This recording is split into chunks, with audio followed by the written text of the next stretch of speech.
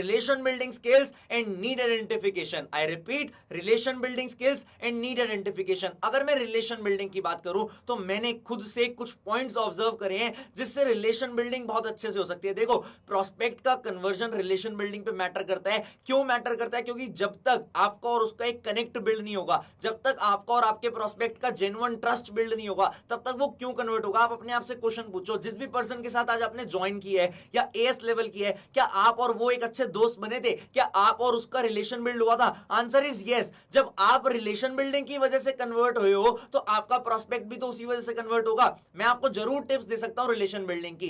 पहली टिप की अगर मैं बात करूं रिलेशन बिल्डिंग में जो सबसे इंपॉर्टेंट रोल प्ले करती है वो है एप्रिसिएशन। हर इंसान को अपनी तारीफ सुनना बहुत पसंद होता है। एग्री करते हो आप मेरी बात से? अगर आप अपने प्रोस्पेक्ट की तारीफ करोगे तो वो पक्का खुश होगा, और जब वो खुश होगा तभी तो वो कन्वर्ट होगा। दूसरी चीज, आप उन्हें हेल्प ऑफर कर सकते हो। जब भी हम किसी प्रोस्पेक्ट से बात कर रहे होते हैं और हम ऑफर करते हैं उसे हेल्प, तो उसे लगता है ये पर्सन मेरे लिए जेन्युइनली एक अच्छा सोच रहा है। तो अच्छी सोच जब उसे दिखेगी आपकी, तो कन्वर्जन और रिलेशन दोनों स्ट्रांग बनेगा। तीसरे पॉइंट पे अगर मैं आऊं, कॉमन ग्राउंड। तीसरा पॉइंट मैंने क्या बोला? Common ground. कॉमन ग्राउंड का क्या मतलब हुआ? आपके और उसके बीच कोई भी कॉमन एक्शन को इन्वॉल्व कर देना, उसको कहते हैं कॉमन ग्राउंड। जैसे आप एक सेम स्टेट से हो गए, या आपने उसे ये शो कर दिया आप सेम बैकग्राउंड से हो, वो भी स्टूडेंट था आप भी स्टूडेंट हो, या आपकी लैंग्वेज में सेम है, या आपके अंदर कोई भी किसी भी प्रकार की सिमिलैरिटीज है, या आपकी चॉइसेस सेम है, उस पर्सन को ये लगेगा कि यार ये मेरे जैसा पर्सन अगर इस काम को कर सकता है तो मैं भी कर सकता हूं। इंसान हमेशा तब काम स्टार्ट करता है जब वो रिलेट कर पाता है। तो रिलेशन बिल्डिंग के लिए भी सबसे इंपॉर्टेंट टिप आती है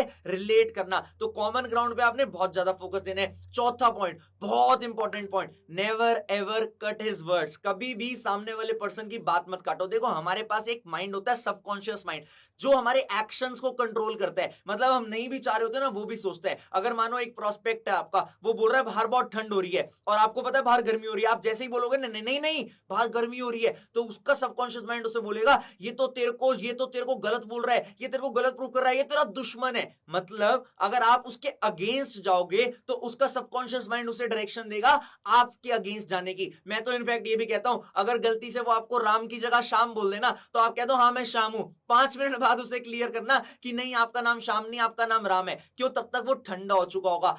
पांचवा पॉइंट जो मैंने खुद से डेवलप किया है, खुद से बनाया है, उस पॉइंट का नाम मैंने बहुत सोच समझ के रखा है, और आज के टाइम पे वो पॉइंट बहुत फेमस हो चुका है नेटवर्क मार्केटिंग इंडस्ट्री में। मैं प्राउडली बोलता हूं ये पॉइंट का नाम ही मैंने इन्वेंट किया है, मैंने डिस्कवर किया था। हम सबने बॉलीवुड में एक लाइन सुनी है, बॉलीवुड मूवीज में, हंसी तो फंसी। हम किसी को फंसा नहीं रहे, बट ये पॉइंट एक्चुअली वैलिड है। देखो, जितना ज्यादा आपके और आपके प्रोस्पेक्ट के बीच ह्यूमर डेवलप होगा और वो प्रोस्पेक्ट आपके साथ हंस रहा होगा तो रिलेशन स्ट्रांग होगा। आप एक बात अपने आप से पूछो कि आप किसी भी अरे गहरे के साथ हंस पड़ते हो, या जो पर्सन आपको अच्छा लग रहा होता है, आपको अपना लग रहा होता है, उसी के साथ हंसते हो? क्या आंसर आया दिमाग में? आप उसी के साथ हंसते हो जिसके साथ आपका रिलेशन बिल्ड होता है। तो same goes for your prospect. आपका प्रोस्पेक्ट भी तभी आपके साथ हंसेगा जब उसके साथ आपका रिलेशन बिल्ड होगा। तो अगर आप उसे ह्यूमर डेवलप करने में, हंसाने में परफेक्ट हो गए, आप ऐसी बातें करने लग गए जिससे वो हंस पड़ा, तो आप ये सोच लो आपका उससे रिलेशन बिल्ड हो गया। रिलेशन बिल्डिंग की बात करूं तो मैं यहीं पे खत्म होता है। अगला पॉइंट मैंने क्या बताया था?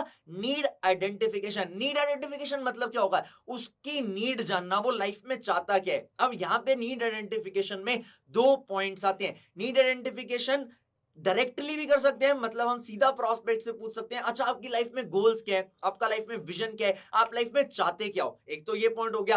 दूसरा एक आती है इनडायरेक्ट अप्रोच, जिसमें हमने एक बहुत अच्छा मैजिक वैंड अप्रोच नाम रखा हुआ है। ये भी हमने मोस्ट प्रोबेबली खुद डिस्कवर किया है। हमारी टीम में बहुत सारे लोग, पूरे अचीवर्स क्लब में बहुत सारे लोग इस पॉइंट को यूज करते हैं। हो सकता है आपसे बात करते वक्त भी जिस पर्सन के साथ आज आप ज्वाइंड हो उसने इस पॉइंट को यूज किया हो। मैजिक वैंड का मतलब क्या होता है? मैजिक वैंड का मतलब होता है जादू की छड़ी। अब आपका प्रोस्पेक्ट है, आपकी और उसकी कम्युनिकेशन हो रही है, बात हो रही है। देखो ये पॉइंट बाद में किस तरीके से अप्लाई करने हैं वो मैं बता दूंगा आपको, बट एग्जांपल के तौर पे बता रहा हूं। आपकी और उसकी कम्युनिकेशन हो रही है और आप जानना चाहते हो कि उसकी नीड क्या है, ताकि उसकी नीड से आप उसे रिलेट करके पिच कर सको। अब नीड के लिए आप उससे अगर क्वेश्चन पूछते हो, यार एक चीज बताओ, अगर मैं आज आपको एक मैजिक वैंड दूं या जादू की छड़ी दूं और आपके पास ऑप्शन हो कि आप अपनी 3 विशेस पूरी कर सकते हो, तो वो कौन सी विश होगी? वो आपको अपनी लाइफ की 3 टॉप प्रायोरिटीज बताएगा। हो सकता है वो बोले घर, हो सकता है वो बोले गाड़ी, हो सकता है वो बोले मेरी पर्सनैलिटी अच्छी हो जाए। अब आप उसे ऑप्शन दो, अच्छा 3 नहीं, अब आपके पास ऑप्शन है, खाली एक ही विश पूरी हो सकती है,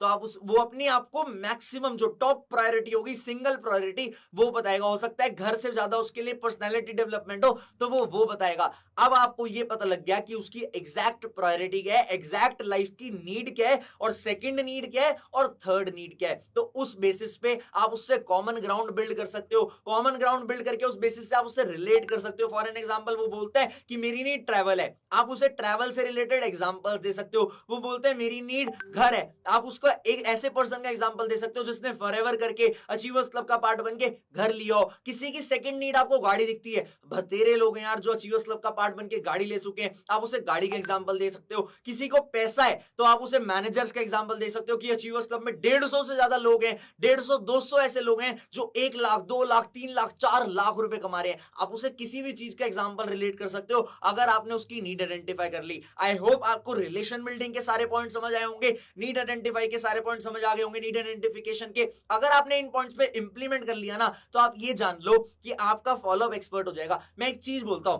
फॉलोअप कुछ नहीं है, फॉलोअप कुछ नहीं है, खाली एक ही चीज है, बातें करने में एक्सपर्ट होना। आपने खाली बात करना सीखना है। कम्युनिकेशन इज द बेस्ट की। अब लोग सोचते हैं कम्युनिकेट हम करें कैसे, एक्सपर्ट कैसे हो। आप सबने बचपन से एक लाइन सुनी है, practice makes a man perfect. जितनी ज्यादा प्रैक्टिस करोगे कम्युनिकेशन की, उतना ज्यादा आपका स्ट्रॉन्ग फॉलोअप होगा। अभी अभी मैं बात करूं अगर फॉलोअप टिप्स की, कि वेबिनार के बाद कैसे फॉलोअप करना है, मार्केटिंग प्लान के बाद कैसे फॉलोअप करना है, आगे 2 और वीडियोस आएंगी इसी सेगमेंट में जिसमें मैं आपको वो टिप्स तो शेयर कर दूंगा, बट मोस्ट इंपॉर्टेंट वीडियो यही थी जिसमें मैंने आपको क्रक्स शेयर कर दिया कि आपने अगर बात करना सीख लिया ना, अगर आप बात करने में एक्सपर्ट हो गए, तो आप अचीवर्स क्लब में टॉप रिक्रूटर भी बन सकते हो, आप अचीवर्स क्लब में टॉप मैनेजर भी बन सकते हो, और अचीवर्स क्लब क्या, आप फॉरएवर इंडिया में, फॉरएवर वर्ल्ड में टॉप पर पहुंच सकते हो। तो अगर आपको मेरी ये वीडियो अच्छी लगी हो तो नोट्स बना लिए होंगे आपने, उस नोट्स को रिवाइज कर लो, और मिलते हैं हम सेकंड वीडियो में।